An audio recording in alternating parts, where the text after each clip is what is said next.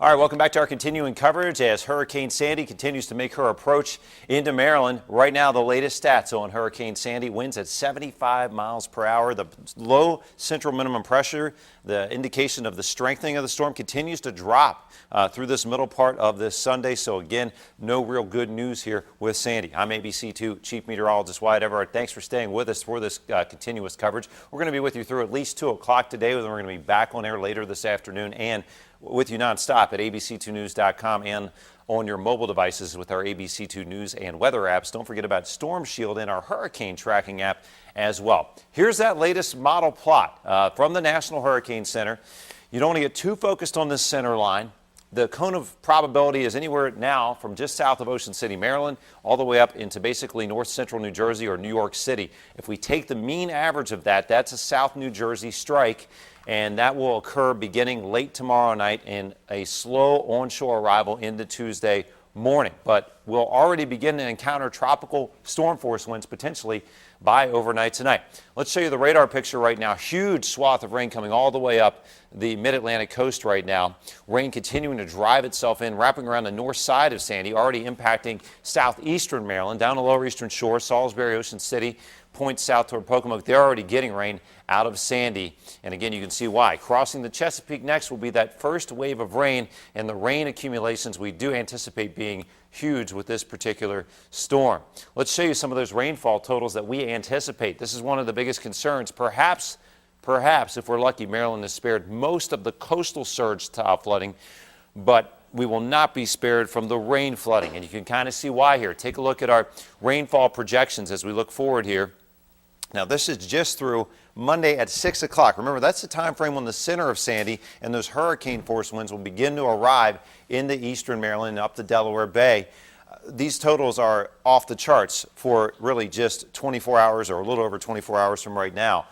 We could have as much as 8 inches of rain by that point in time if we get those heavy, steady rain bands with the center, the absolute center of the comma head of the storm coming in right over central Maryland. So again, perhaps those driving onshore flow winds and coastal flooding will be worse up in New Jersey. We think that's probably going to be the case.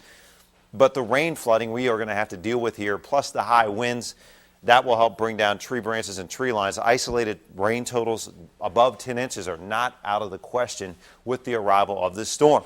It's not surprising we have a flood watch statewide. We have coastal flood advisories, watches, and warnings over here, of course, for the Atlantic coast, advisories and watches for coastal flooding up and down the Chesapeake Bay.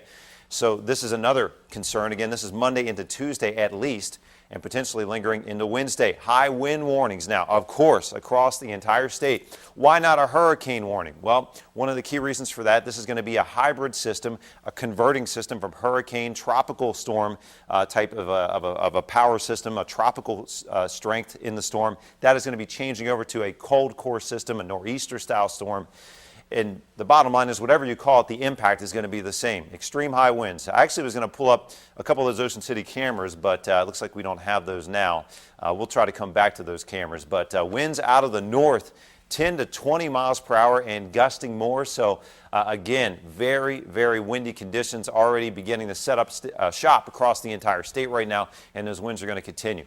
Look at the wind gust over at the beaches now. Gusting to 32 already in Ocean City, gusting to nearly 50 already in Norfolk. And remember, the center of Sandy is still hundreds of miles south and east of Virginia Beach.